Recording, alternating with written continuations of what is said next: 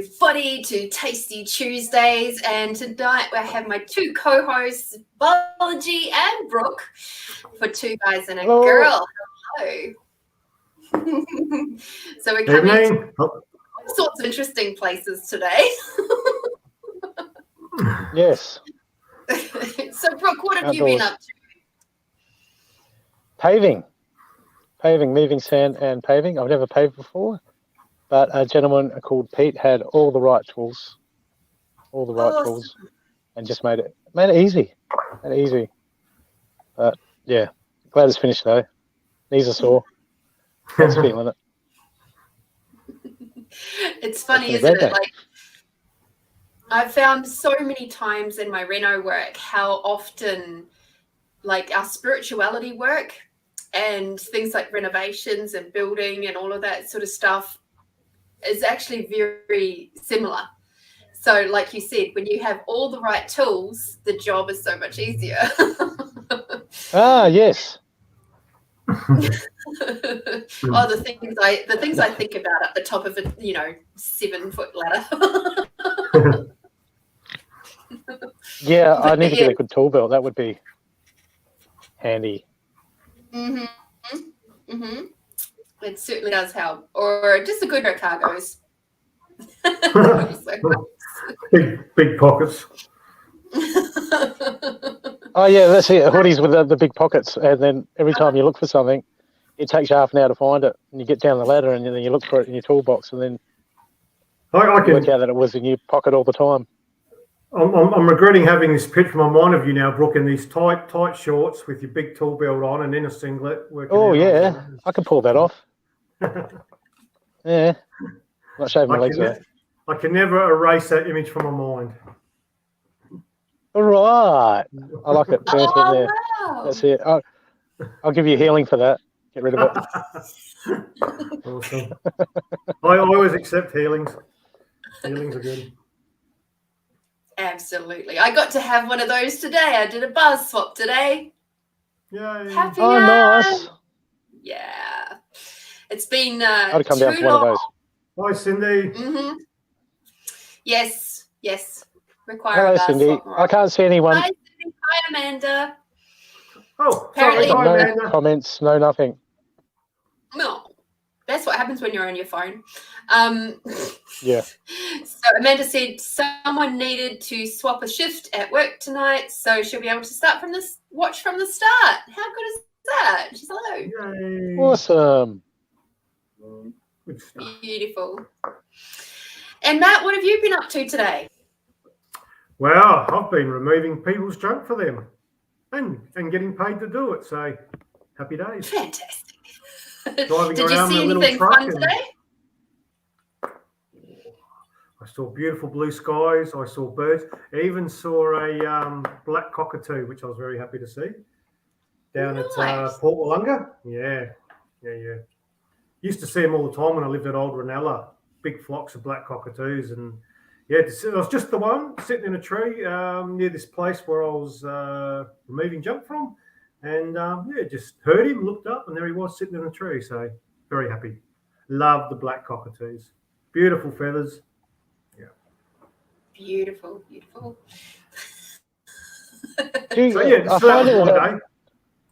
I find the magpies are the place where I'm at, and a couple of friends that are really into their gardening, and the magpies are just so friendly. And the people that are right into their gardening, the magpies are down there, right, like next to you, like, hey, what do you got, man? You digging up worms? Yeah. And they're just hanging out. They're like, okay, man, you're turning sore. And there's magpies by your feet, going like, hey, man, where's the worm? As soon as the worm pops its head up there, jump in front of you, grab the worm, back where they are. Gotta love the magpies. When I lived at Glengowrie many years ago, I was out back gardening, and there was this one magpie would always come because he had, like, the top of his beak was broken off and only had a little bit of his bottom beak. Because when they go for worms, you see them sometimes they hit a rock and it snaps their beak. So, yeah, I was very happy that he would come and follow me around in the garden and get the bugs and the worms. It couldn't have been easy life not having the beak. No, beakless. Not something I'd had to deal with in this lifetime. No, me either, thank goodness. Imagine a cocky with no beak. It just have its tongue poking out. It look weird. Like it's pulling its face at you, like it's sticking its tongue out at you all the time. You're like, cheeky bird, cheeky bird. Oh, dear. I'm just pulling myself off of our Wi-Fi network. So hopefully. It's a beautiful night out there. We should have no problems with Wi-Fi. Yeah, I just noticed before we had a couple of moments where we sort of gone, we were like halfway through a blink and just going, oops. I'm trying not to move to make too much noise. It's all right. Just tuck your collar up closer to your neck. You should be okay. Apparently, Amanda watched Maggie's collecting worms in her garden today. How beautiful. How beautiful. Awesome. I got to Can you sit collect some worms from your garden for my garden? Yeah. I want some worms, more worms for my garden. Those magpies mountains. Yeah, don't give them all to the magpies. Save me some. Do you need more worms? Yeah, always. Yeah, Combantram's good for worms. Sorry, it's an old joke. Okay. So, location joke had to be there. If you remind me, I'll have a look at the dirt pole. Have you heard of Combantram for worms? It used to be an old joke many years ago. What's good for worms? Yeah, Combantram. Good for worms. Yeah. It's real. I don't doubt it. I don't know it. I don't know the joke. I'm not going anywhere with that one. I think that's an Australian joke, that one. I was about to say that we were doing that before you were even in Australia. So, yeah. That's not hard. Yeah, because you come from such a far away. Absolutely. All right. It's just like a fairy tale. From a land far away. I'm just getting in the mode for tonight's topic, the fairy tale. I know, right? Controversy. All right. So he's a good cop tonight and he's a bad cop. It started. I'm every cop. All right. So, my beautiful friends, what we're talking about tonight, apart from just general chit chat, is twin flames and soulmates. So, I do have a couple of, I've done a good little bit of research just to make sure that I'm up to speed with this topic. And I'm curious, before I give the definitions of these two aspects, Brooke, what's your thoughts? What's your feelings? And do you believe in it? Yes and no. It seems to be blown out of the water, and I feel like it's been misconstrued. But at the same time, it seems to be almost a distraction. Like this day and age, I mean, the divine masculine and the divine feminine coming together. We were talking about the last show, and a twin flame is supposed to be, isn't it supposed to be a fragment of yourself? I'm not sure.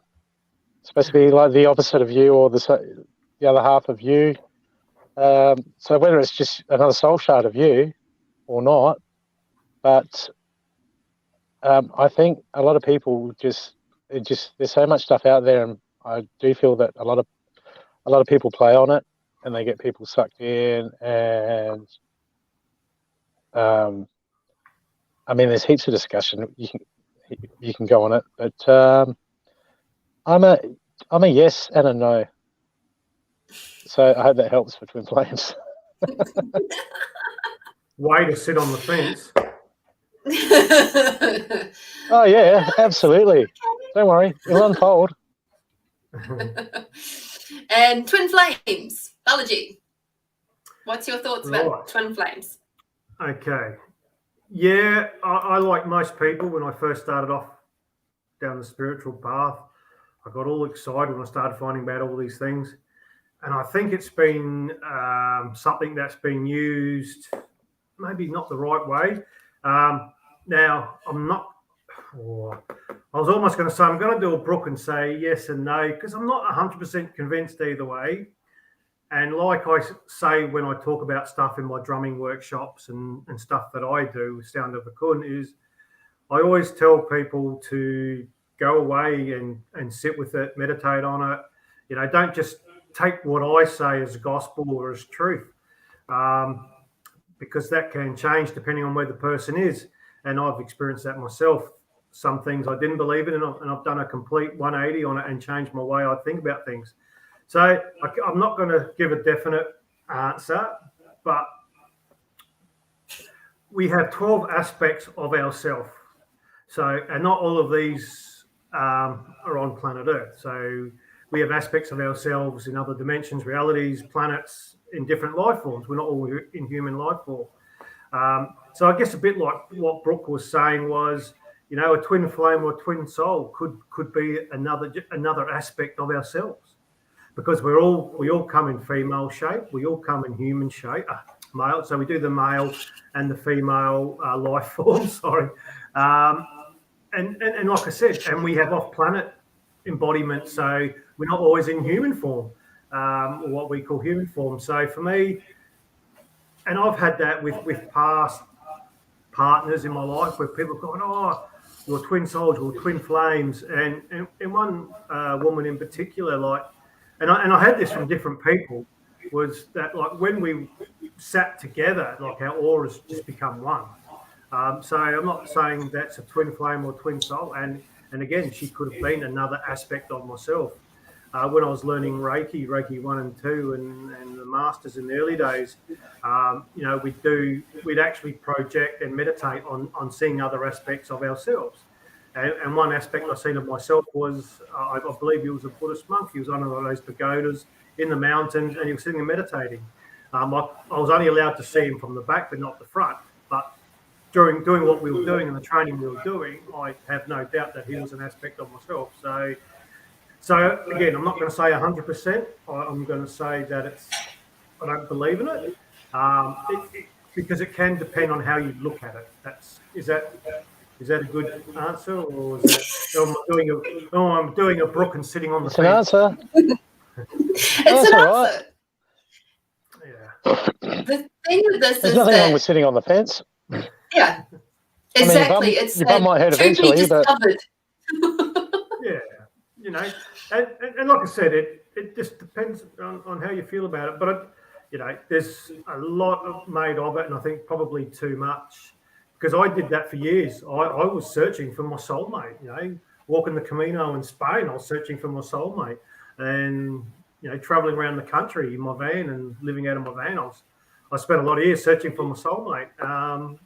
You know, and we have close connections. We have, you know, when you feel you have that close connection with someone, it's generally because you've done a lot of lifetimes together, or especially recent lifetimes, and you've had those bonds.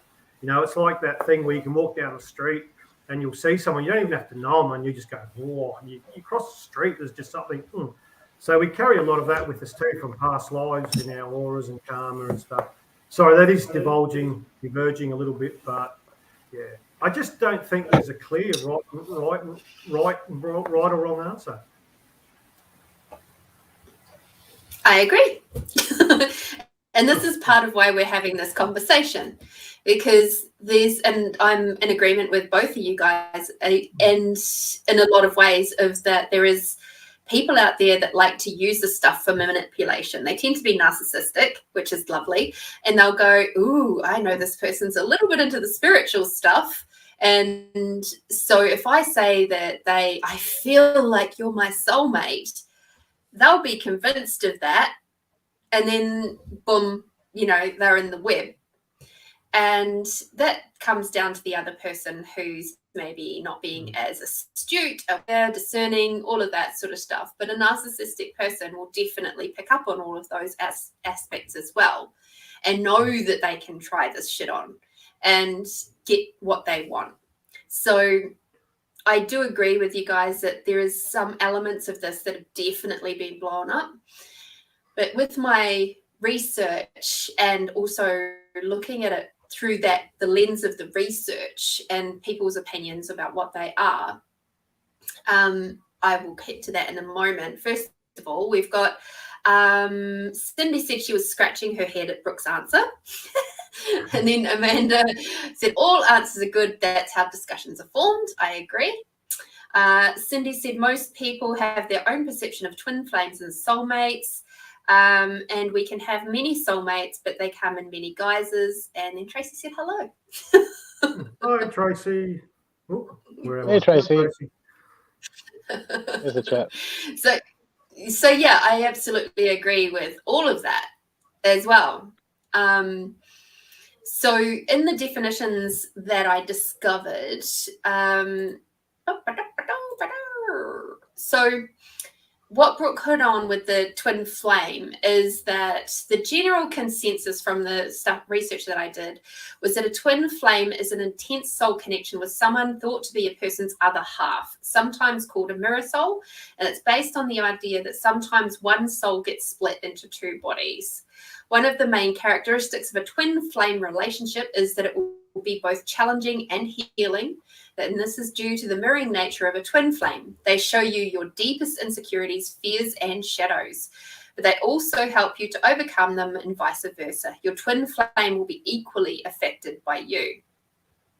Whereas a soulmate, funnily enough, by the dictionary, it says a person who is perfectly suited to another in temperament, or a person who is strongly resembles another in attitudes or beliefs, ideology, / soulmates. So the other thing about soulmates that I discovered was that basically it's two people who feel very complete within themselves. They're an individual being and they're meeting somebody else who's at a similar stage and have had similar developments, and much like Balaji said about maybe many lifetimes together. And what they're there to do is to just encourage each other to shift, change, grow, and become more conscious and continue on in their journey. This twin flames one was an interesting one to look into, because the twin flames one was, and I had some awarenesses around this one too, of going, if we are all part of the collective and we've all come from the same source originally, like go back right back to the very, very, very beginning. Is it actually possible? This is the question I asked. Is it actually possible to have a soul split in two? And I get no, it's not. Because if that was the case, every single one of us would be souls split into many, many different parts. So we would never be complete within ourselves. Can I jump in? Does that make sense? Yeah. Can I jump in? Yeah, because what I was going to say a bit earlier, but I forgot to say it, was I agree with what you're saying about the soul, the flame. You can't split it. We're all, our higher self is that divine spark of the divine, of God, of creator, however people want to refer to the original source. And I learned this many 16, 17 years ago when I first started doing spiritual stuff, was, it's like twins or triplets, or they're all the same soul, but they come for the different experiences. And I've known personally, twins growing up that, they just look totally different. I mean, of course, you're the identical ones, but because we come for different lessons, and that's why I believe we exist, whether it be in human form or, like I was saying about the 12 aspects. We're all here to learn and grow for our higher self, that divine spark of the divine. So twins and all that, I believe, like you're saying, the soul can't be separated, like it can't be split in two and have to. And that's why we have twins and triplets, and we have these other. So we're having these experiences. And when I've known many twins over the years that were chalk and cheese, absolutely, personality, physical, just totally opposites. So because they were coming for that lesson, and they didn't even like each other, So yeah. Well, see, if we do it like that, if we're talking about split souls, well, if we're all source experience coming from the void, well, technically we're all twin flames, aren't we? for all singularity. I mean, you can go down that track. Yeah. So it's like either we are all twin flames or none. That's sort of where it sits with me. I'm just sort of like that. That's just my opinion. Whether you agree with it or not, it's like that's totally up to you. I don't care. And hi, Mandy. But it was like, as I sort of looked at it from my awareness, I was like, no, we don't. However, the other main distinguishing aspect between a twin flame and a soulmate is a twin flame is somebody who feels like they are completed by the other person. So whether that element of being, which means you get into codependent relationships and all of that sort of stuff happens with a twin flame relationship. Good point. So yes. it's I mean, the draw is, that attraction, that draw is just, I've been in something like that, that is so strong, but that can happen from one person and the other person's not there, and they can still feel that draw. So you've got to ask yourself what is being projected, because I think a lot of people just have no idea, and they get into that, they feel that energy or that draw or that pull or that desire, and they're like, oh, that's my twin flame, gotta have it. And so where is it energy? And is it just seems like there's too many variables. It's just opens to too much. And I even wonder that, like, you're talking about soulmates, and if you were talking about development of oneself, and if someone's done the work, and both you can both be at that level where you're both helping each other to resolve everything, to bring up everything, and if you're high vibrational, you could be triggering each other and bringing stuff to the surface. It's like, what is it? So I hear people say, this is my twin flame, or is it your twin flame, or have you just, are you just exchanging? Are you really closely energetically to a soulmate? Like, what's going on? It seems like there's too many variables, and I think that ties into what I was saying earlier, where people think, oh, it's a soulmate, but there's so many variables to it. Like you said, it could have been a very close past life connection. I mean, and we have soul monads. I think it's 144 souls in each monad. So there's, who knows, millions of monads. But we have these groups where our souls. So, you can meet that person and you just go, wow. You just feel that attraction to them.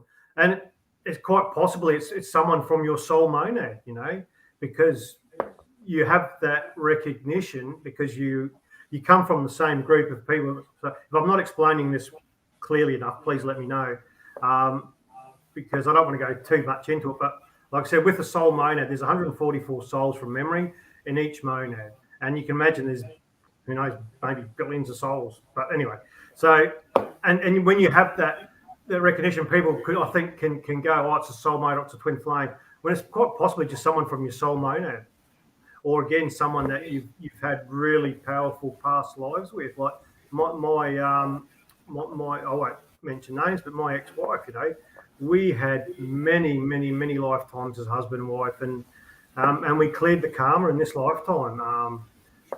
But when I met her, I recognised her on a level before I even got to know her.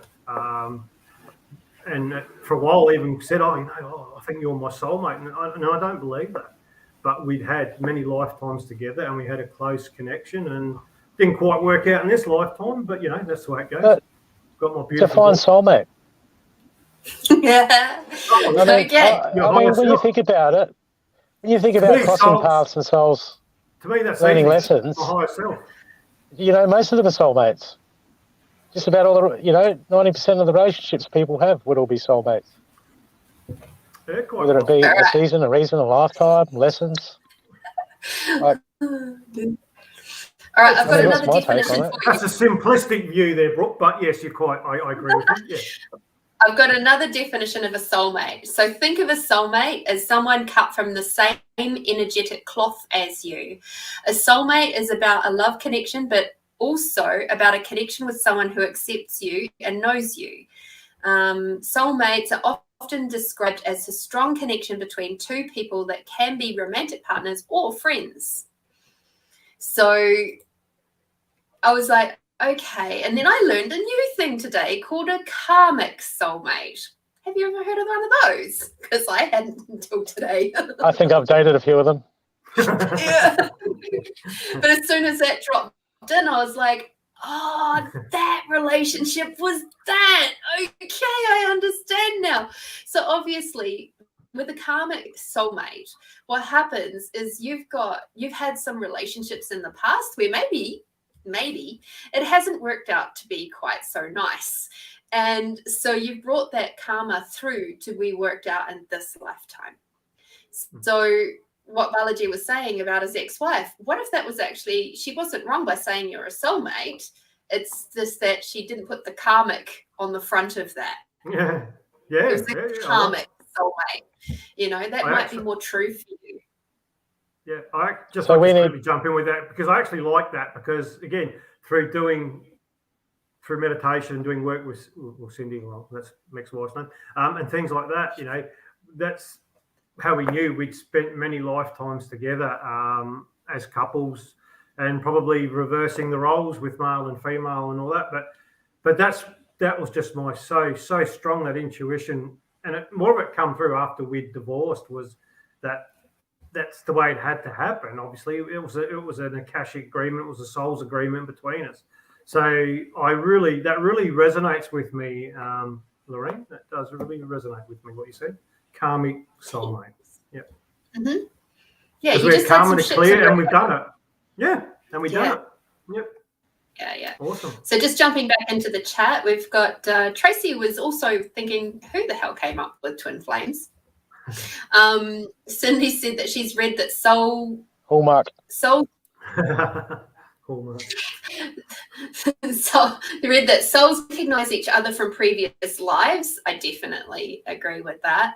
And Mandy said she agrees a connection is possible, same frequency, friend, family, lover, that sort of thing. So yeah, for sure. And that was the one thing that everybody agreed with throughout my research was that you can absolutely have a soulmate connection with all sorts of people. You can have a soulmate connection with a friend, a family member, a workmate. You know, there's just business. It doesn't. There's loads and loads of different places where you can have a soulmate connection. You can also have those elements of, I guess, karmic soulmate, where you just got to work out some karma with each other. Is it destiny, or is it like people want to label everything? Like, it's destiny, it's this, it's that. I understand everything happens for a reason, but what part of it is, like you were saying, about that soul connection? Now, can't people just raise to the vibration and have that connection? Mm-hmm. Be drawn to each other and have that connection with someone? I think they can. Like, surely we must be able to create soulmates. I mean, everything that has a beginning has an end. Or is it all like, people just make it seem very like close quarters and very special and it has to be this way. I'm just playing the devil's advocate and trying to rip it apart. I like it. This is why this conversation I just wonder. Like, can you go and create a soulmate? But like you were saying about Hallmark, you know, but that happens with so much stuff anyway, not just in the spirit world, obviously. But if people want to make money off an idea, well, they'll put their own spin and twist and yeah. So I'm going to use Balaji and I as an example. Okay, so when we finally got together, it was very clear to a lot of people, Stathi was one of them, who was like, whoa, you guys have been together many times. And he said when he saw us, it was like our auras were creating a love heart shape, which was just beautiful. We were like, you know, like we haven't placed any particular significance on that. And I think when you go into significance, that's when things get a bit like wonky around the whole soulmates business. But there was a moment within the first month where there was something that came up, and I was so triggered by past life trauma where Matthew has gone off to war and he has been killed at war. And the separation, there was like this moment where he'd received some news and he completely shut down emotionally from me. So it felt, for me at that point, it was like triggering all this past life shit where I was like going, oh my God, he's leaving. You know, he's received some news and he's leaving. Oh my God, he's going to die. You know, so we had to work out that shit between us now. And he's like going, honey, I've already done all my time in war. I'm a peacemaker these days. I don't require to create war or to buy into a war. Smooth, brother. But to me, that this conversation right now is a perfect example of how somebody could take that moment and go, oh, you guys must be soulmates. And it's like, well, what if we don't have to be soulmates? What if we just be people that are on this lovely cycle that like to cross paths every now and then?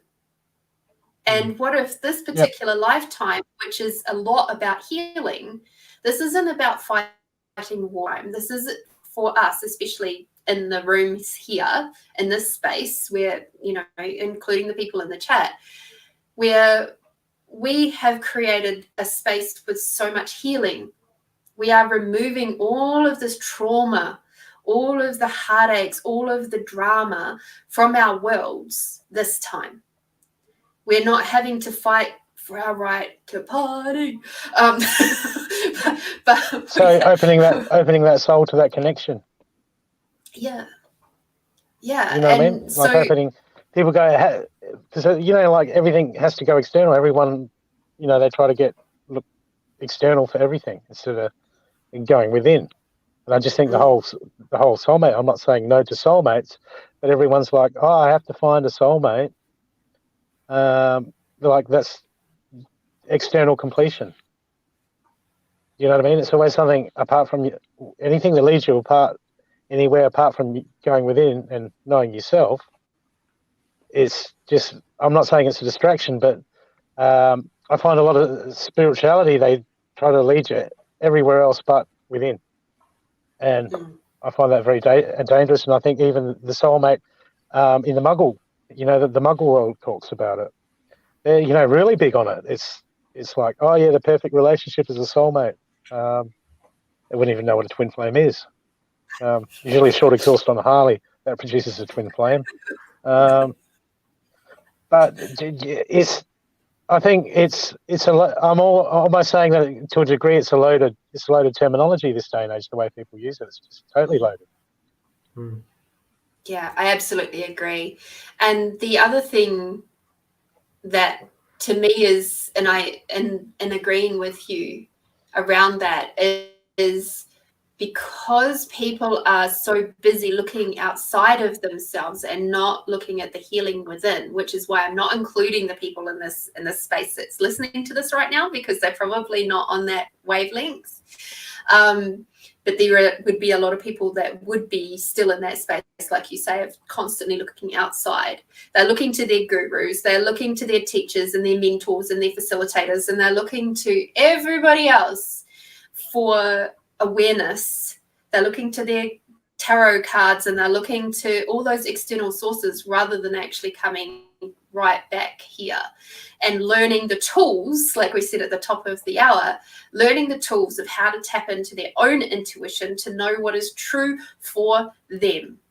Because quite often what happens is people have been not just quite often, we have been raised from birth, before birth, to trust everybody else before ourselves. We have been taught to never, ever, ever listen to ourselves. Don't listen to yourself when you're feeling full.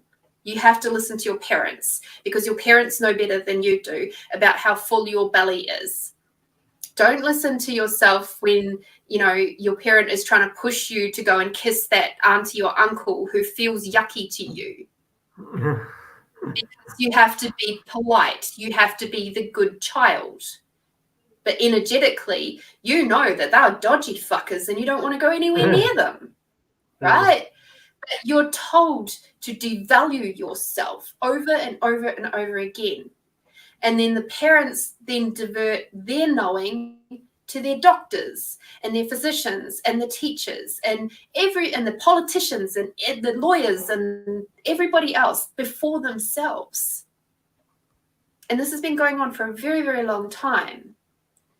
So when you get this generation who's coming through now, who are firmly standing their ground and going, no, Mum, I've had half a plate full of food and I'm full. And they're standing their grounds, and the parents are just going, oh, my God, how disrespectful. I never would have done that. My parents, I had to be grateful for every morsel of food. Because the starving children in Ethiopia would be grateful to have that food. No, they wouldn't. Manipulation. But as a kid, how often did you ask your parents, well post it to them then? Let's see, put it in an envelope and post it to them if they were... I couldn't, because I would have gotten a clip around the ears. So I was never that cheeky, But it's... my parents were chilled. You're lucky. So this is what I mean by, I completely agree with you both. People are looking outside of themselves. They're looking for these places. And this is where the twin flames thing really comes in, because they're looking for someone outside of themselves to complete them. At the end of the day, what they really require is to go within and to find that completion, find out where their gaps are, find out where their holes are, and work out what's keeping that gap open and heal it. Because all a twin flame will do is reflect to you all the aspects of you that you don't like. So a lot of people see twin flames as being the space of creating lessons. They say, oh, I just had a lesson to learn. Yeah, and there's people out there going, oh, well, I can deal with that as long as the sex is good. When I was... But a lot of people, you hear stories of a lot of people putting up with a lot of crap, and they're like, oh, what's my twin flame? We're always getting back together, and we're always splitting up and getting back together. We just keep getting drawn together. Not learning the lessons. But just... Damn straight, not learning the lessons. When I used to do stuff with Shani Mission, I remember one of my teachers, and I can't remember her name now, but she was a lovely, lovely person. And I remember her saying in a class one day, like the Tom Cruise movie where he goes, "Are you completely?" And she said, "If anyone ever says that to you, run." and because it was all about, like you were just saying, Lorene, it's all about, being within. You're not relying on someone else to be happy or anything else. All that has to come from within, from your heart. All that has to come from within, which I'm still learning myself. But yeah, it has to come from within. No one else can complete you or make you, so I think that's where a bit of it gets blown out too into the other areas. For sure. Oh, absolutely. I'll just jump back over to the chat because we've got some good stuff happening up over there. So Tracy said, how about soulmates could simply be souls who agree before we incarnate to come in and help us to experience what we are here to experience in each lifetime, the good, the bad, and hence the recognition. 2 thumbs up from Balaji. Yeah, that's well said. Absolutely. There's a lot of soul contracts happening out there, definitely. And that's all about, there was, what was I reading? Is it a twin flame though, Tracy? So, yeah, I don't know. So when I was listening to the complete conversations with God, he spoke about this and how quite often what happens is that the souls will come together in the upper realms. They'll have a conversation And they'll go, well, because in those upper realms, there's no requirement to really experience anything because you're already at essentially perfection. So what they do is, just for a bit of fun, they go, well, I don't think I've ever experienced, regret. I'll just put that one out there, regret. And so they go, well, I'll tell you what, when we meet each other again, I'll make sure I do something, or we'll do something, and then you'll be able to experience regret. Oh, that sounds like a great idea. Yeah. Okay. And down they toddle. Yeah, or walk past the Ford dealership straight into the Holden dealership. You'll get the same sort of thing. Oh dear. Apparently you look like a fisherman. Har, har, har. He looks like a pirate. He's a pirate. Hi, Jenny Sky. Hey, Jenny. I'll say something. But that's yeah. That's what I was going to say before about, like, with our sorry, Lorene, you were talking about like harsh lessons and things that we, and that's how quite often that's how it was sort of put to me many years ago in class, was about the 144 souls in the monad is that we quite often call on our mates, our closest friends up there, which is our soul monad, for our harshest lessons. So they are, getting abused, murdered, just the harsh lessons we often call and have that soul contract with our best mates for that. So what I'm saying to anyone listening out there, so if there's anyone that you've really not liked in this lifetime or has really done you over, probably your best mate up in spirit. Anyway, that was my book. I believe that when I get there. Till then, eyes on you. Eyes on you.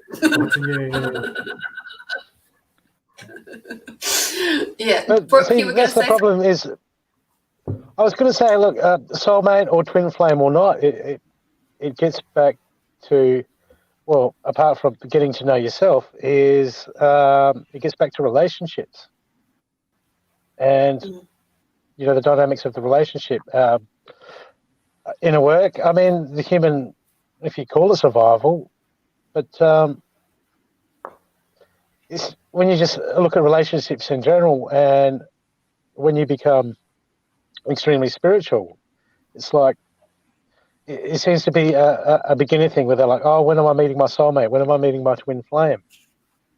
And it's still that carry on from the 3D, because as you get as you evolve and as you become closer to the center of yourself and you focus on yourself, it gets to the stage where you just don't even give a crap if you're single or not, because it doesn't define you anymore. Okay, you miss the sex. The intimacy is good. I'm not knocking it. I love that sort of stuff. When it happens, but I don't worry about it at all. It doesn't define me. I give it the odd thought, and then it's back focusing on what's in the present. Too many people this day and age, they got this. This is what I don't like about all these groups. Come drawing your twin flame. Is it just gets someone? All it does is put them out of the moment, back into the program. Thinking of the past, thinking of the future, thinking of the past, and I just think it's very dangerous. And it's a distraction. It is. But it's just one of those things. It's even when you get into spirituality, as you start developing, you just look at so much of the spirituality as like distractions, thinking, man, can't you see that? It's another program you're following. You call yourself spiritual, just following another. You swapped out one program for another program, and you're still no closer to knowing yourself than you were 2 years ago. And I think it's just another one of those things, the twin flame. Do they exist? Yes, probably. But, But you'll know when it happens. Isn't it funny when you get these people that admit they're twin flames, and then you get all these people that in the spiritual land, they're like, oh, when am I going to meet my twin flame? Twin flame, you turn around and go, you haven't met a twin flame before, have you? You're in for some fun. You keep asking for it, they'll come. and they'll show you all the parts about you that you don't like, but the sex will be good. So you'll keep letting them back in because the sex is good because it's hot. They complete me. I keep thinking of that Hallmark card with the jigsaw. Sorry, bad. Oh boy. Oh, that went down the wrong hole. Wow. As does a really good twin flame. Anyway. Not going there. But yeah, that's the other thing about twin flames. If you notice the people who are asking for a twin flame and the ones who say that they've found their twin flame, and it seems to be the case, you'll see that they will be very argumentative, very like that they'll bounce off each other really in quite explosive ways. Then they'll go apart and then they'll come back together, and then they'll go apart and then they'll keep coming. They keep doing this until they actually realize that and it's another way that can happen in a spiritual sense is if you've got one of them doing the spiritual work, they'll grow, and the other one is not. They still sort of stayed back here, so they'll part. And then if this one then goes, oh, well, I need to start doing my spiritual work and grow, and then they'll come back together at that point. And then this one will keep growing, and then they'll move apart, and then this one will catch up, and then they'll come back together again. Because at the end of the day, they're still not fully complete. So and they're still challenging each other and bouncing off each other. It's really, really interesting to look at. At the end of the day, I find it really interesting, all the different types of relationships out there. I know for me, back in 2019, I was in the middle, sort of, I'd been in a relationship for about 3.5 years, and it wasn't the best relationship. It had a little bit of narcissism. It sort of sneaked through, and it was a bit of a man-child. And I got to a point where I was just like, I'm not here to be someone's fucking mother. You know, there's no babies coming out of this body, and I'm not here to be a mother to this man. And so that's why I call him a man-child, because he was not taking responsibility for himself, right? So I joined up with this course because I made the demand of myself, I have to heal, because quite clearly there's some aspects within me that's allowing this aspect of narcissism to continue to come into my life. And I'm making the demand of me to change that and heal that, because that's obviously where I'm meant to go next. I've had a lot of narcissism in my life. So weirdly, wonderfully, the universe provided me with a course, and I call it the relationship course, but it was actually, the course was titled How to Manifest Your Soulmate. And at that stage, I didn't believe in soulmates. And I was just like, but they said the marketing tool was the 5 top ways that women keep attracting narcissistic partners. And as it turns out, like, the greatest way that we attract narcissistic partners and twin flames, as in this case, is by not being healed and not being complete within yourself. And the way I approached that class, that particular course of work, was I'm not here to find my fucking soulmate. I'm here to heal me. So whatever I have to do, all of your tools and your tips and your healings and your stuff, and that was how I got introduced to theta healing, that was what I was interested in. Whether it meant that my current relationship continued or ended, I didn't give a shit. I was here to heal me. And so that happened in 2020, for the first 6 months of 2020. And then it was another year after that was when Matt was finally able to come into my world, because I'd done a shitload of healing of me. So I feel complete within myself, and I'm not continuing to bring in those narcissistic elements. And much like Matt, he had to do a hell of a lot of healing for himself, within himself. He had to be single for a really fucking long time before he could welcome welcome me into his world, because energetically he was not up and at the spiritual level that he required to be able to be with me. So for any of those lovely people out there that are going, when am I going to see my soulmate? When am I going to meet my next partner? Blah, blah, blah. Well, are you being that for yourself yet? Are you loving yourself like you would another? Because if you're not, then you're going to keep breathing in twin flames. And it's going to be nasty. Well, people don't realise that when you don't do the work, the projections that you can have on someone else. I still believe this. People argue this with me. Until you've experienced something for yourself and you know something for yourself, you don't. Until that's happened, you don't truly know.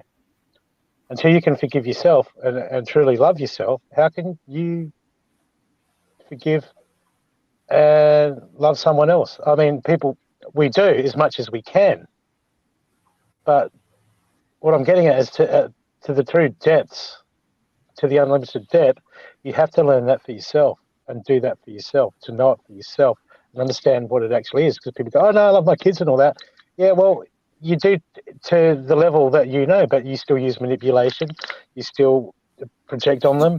You still do all sorts of stuff to your kids, stuff that you haven't healed with yourself.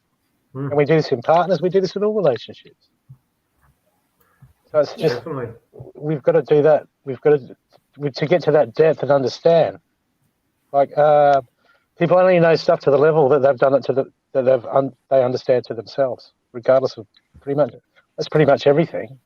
They've only got that understanding until what they've done. And when people get codependency, they go and look for someone else to give them that feeling and validate them, instead of doing the work and finding that out for themselves, what it's really about. It's quite, the psychology of relationships is quite superficial to a degree in the world at the moment. And I guess it's about understanding oneself so you can break past that and go deeper into that understanding. That's what I'm trying to work on myself at the stage. Like, when someone comes in, they come in. When they don't, they don't. If I meet someone that I connect with, I connect with them. If something happens, it does. If something happens, it doesn't. I'm not fast. I'm not worried. That when I first got into spirituality, that was a big desire, and you just got to sort of get over it, do the work, and grow up, I guess. That really is the bottom line. And like you said, and I was taught that many years ago. You cannot love anyone else until you truly love yourself. You just can't. And people, they get married, they get divorced, and whether it be the male or the female, and they'll go and they have a relationship, they'll get married again, and they'll have 2, 3, 4, 5 marriages because they're not doing the work. They're not healing what needs to be healed or what needs to be released. And it's like just repeating. It's like, I remember one of my biggest influence teachers in my early days in spiritual path, she was talking about discernment lessons. If you keep getting the same thing happening to you, you've got to take a step back and look at it. What's going on? Why do I keep getting this lesson? Keep having car accidents or keep hurting myself or whatever it is. If there's something repeating, you're not getting the lesson, and it's the same. It's the same in relationships and that. You can't go and find happiness with someone else just because you think your ex or the one you're with at the moment's not honouring you, whatever. It simply comes down to loving and honouring yourself and doing the work. And like Lorene said, I've been single for a lot of my adult life, and I was searching for twin souls and twin flames for years and years and years. But I didn't understand then, because I wasn't doing the work. That the work that was required for me to heal myself. And it was all about me, as it always is. It's always about me. As for Lorene, it's always about her, because you've got to honour and do it yourself. No one else can do that for you. So if you're not learning and getting it, you just keep repeating. It's like Lorene was saying about the past lives and that. I spent 10.5 years in the army in this lifetime. I even served in Cambodia. But I know now and I understand it. This was my last time. This was my last time that I had to be in the army and go through that experience of the fighting and being that warrior. Now I'm a peaceful warrior. You know, don't have to fight no more. Don't have to do any. Not that I did killing in this lifetime, but that's all done with now because I've learnt that. This lifetime's not over yet. Well, I like what Steffi's written. The twin flame is the masculine and feminine within oneself united. The twin flame. See, that's what I believe the similar thing too. It's about that balance, the Kundalini, all that energy inside us being the twin flame. And once again, it feels like they've tried to pervert that, to put that outside of ourselves to distract people. And as another program, another way of looking outwards of someone's self to complete oneself. There's so much of that about, and and that's just the distraction to keep people from actually going within and finding within themselves in that expansion of one's consciousness. Yeah, and we do that in many different ways. I did it through addictions. Yeah. Right? Drugs, alcohol, smoking, eating. That's the biggest one. You make me hungry again. Too many hot dogs. And hot chips. Yeah, it's really interesting when you start looking at the elements of how something has been mutilated. And I agree that the twin flame is the masculine, feminine within oneself. And, because we've had so many years of unbalance between the masculine and feminine energies, thanks to the patriarchy. Thank you, patriarchy. We love you. Thank you to the religion. Thank you. Because of all of that, we are now having those big moments of growth and spiritual healing, and along with that, a lot of physical healing as well. And that's the beauty of this time. And I speak to many a spiritual friend and say, have you noticed things have sped up? And they're like, yep, definitely. In the last 5 years, things have gotten so much faster. The healing and the space of healing, and people are switching on really fast, and it's awesome. It's absolutely awesome. Whereas back in the 20, 30 years ago, it was slow. It was a very small group of people, and it was hard to get these messages out there. It was hard for them to encourage people to open up their eyes and see beyond the day-to-day. So it's really lovely that we can now have these gorgeous open discussions, with men and women, because going back 15 years ago, this would have been a difficult conversation to have with one chick and two guys. It's just, so I'm very grateful to you both for being here and having this conversation, and to everybody in the chat tonight for having their piece of their awarenesses coming through as well. There's been some really lovely conversations happening up there of awarenesses that they've had throughout their lives of what twin flames and soulmates mean to them. And what we're saying is what we said right at the start. There are no definitive answers. You can only go with what is true for you. So if you feel like you've met your twin flame and you feel that is true for you, and there's no heaviness to it, and you're not buying into it as somebody else's point of view, that could be true. And it's also about being aware that a twin flame is going to be somebody that's going to trigger the living fuck out of you to make you heal. Well, I was about to say, what happens the closer and closer you get to a naked flame? Mm-hmm. It becomes a point when you get close enough to it. What happens? Oh. You get burnt. Or it suffocates itself and dies.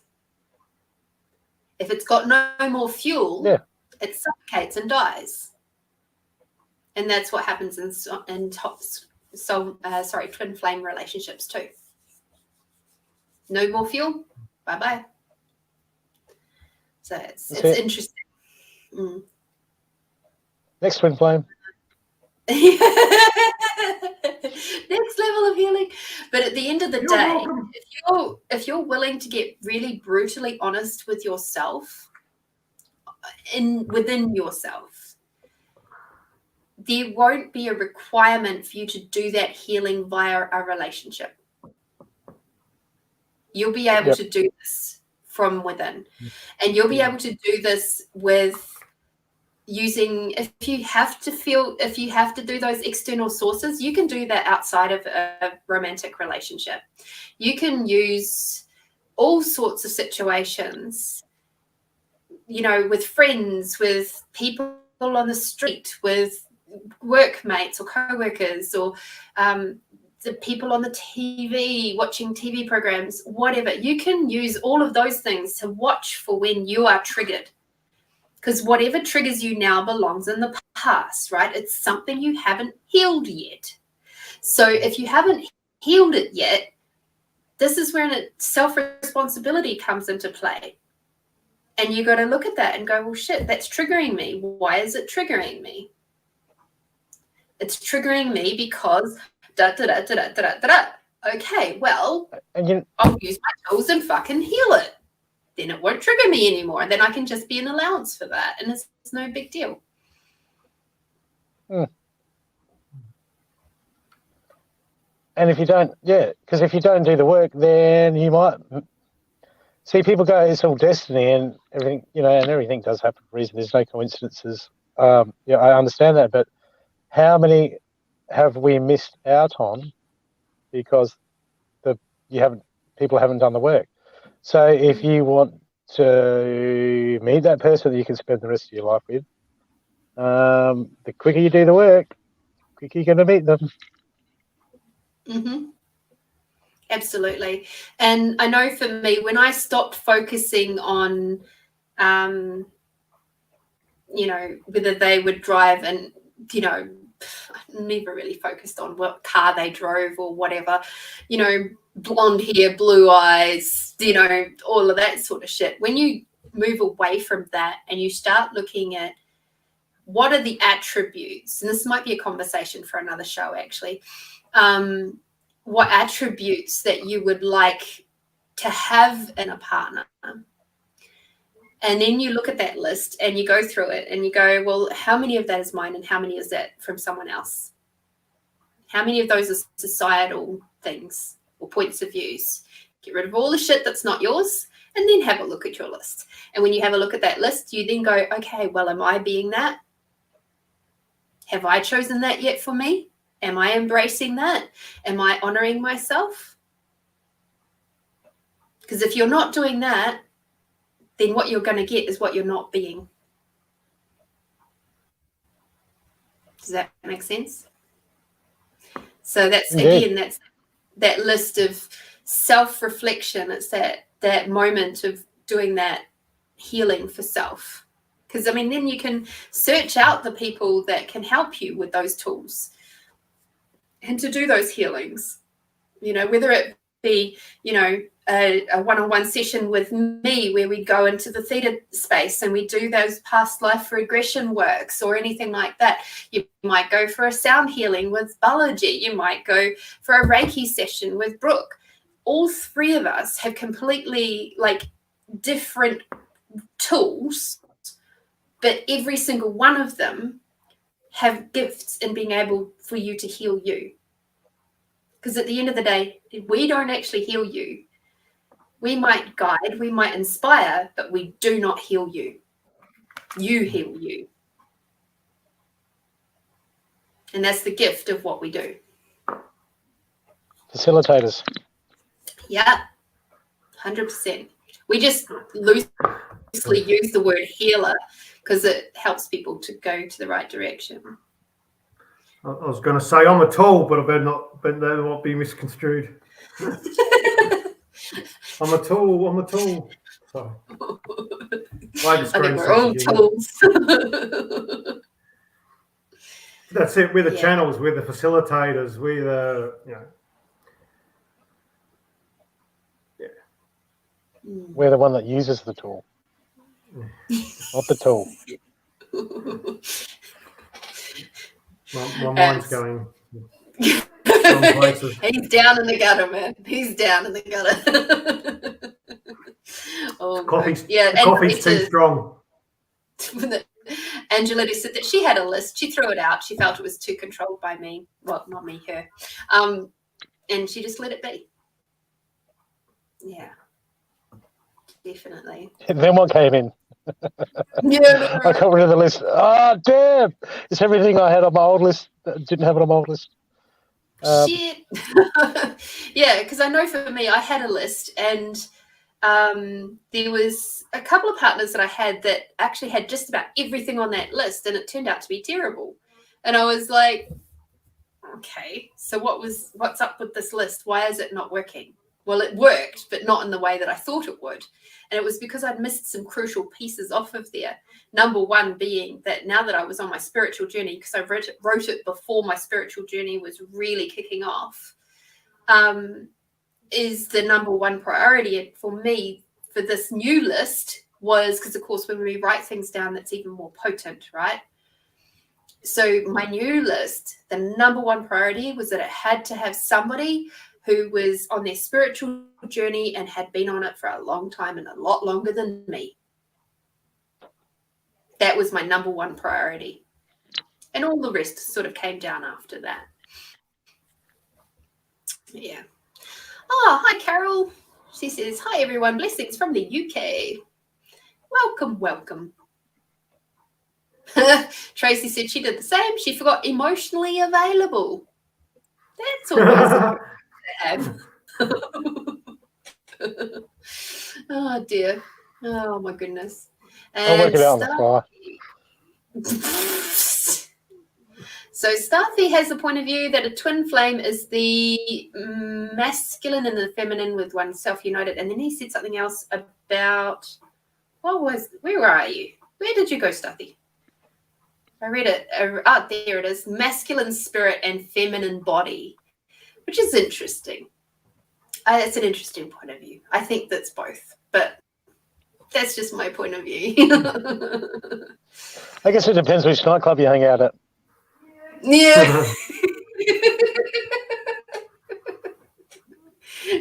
It's like, boys, I remember those type of bars in Thailand.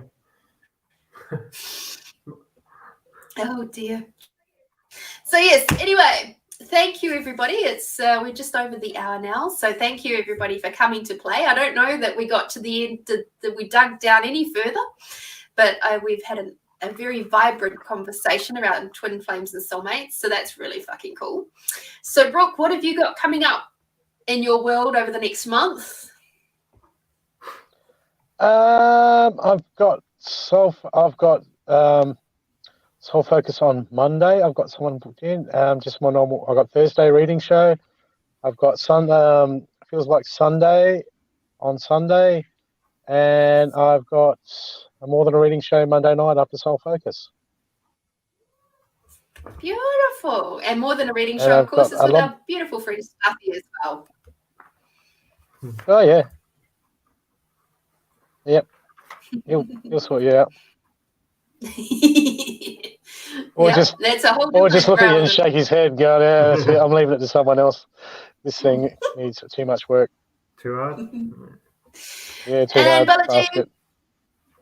Balaji, what have you got going on? Well, tomorrow night at 7 p.m. or 7:30, I'll be drumming with the Boffa group with John Stamalos, who've been drumming.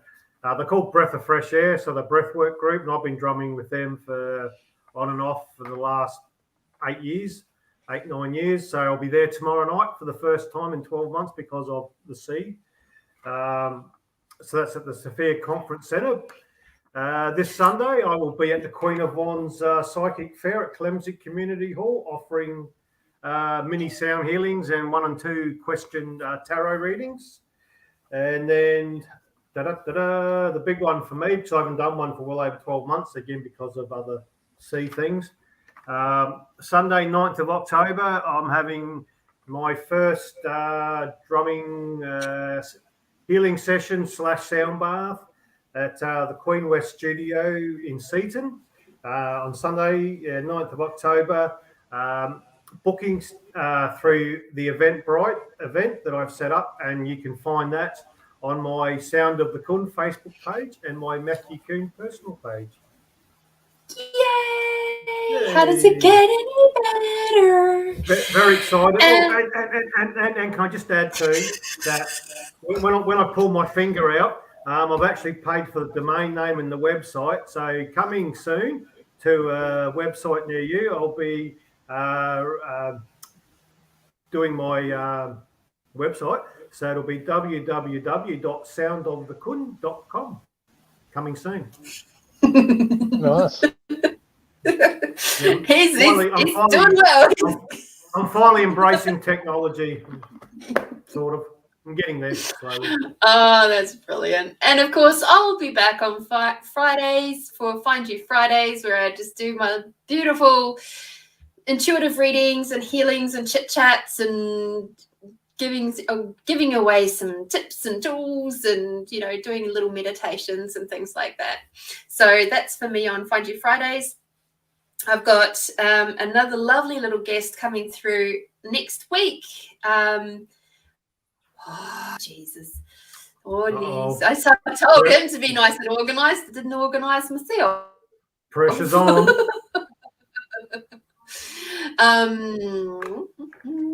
Yep. We will have no mistakes. She does somatic healing.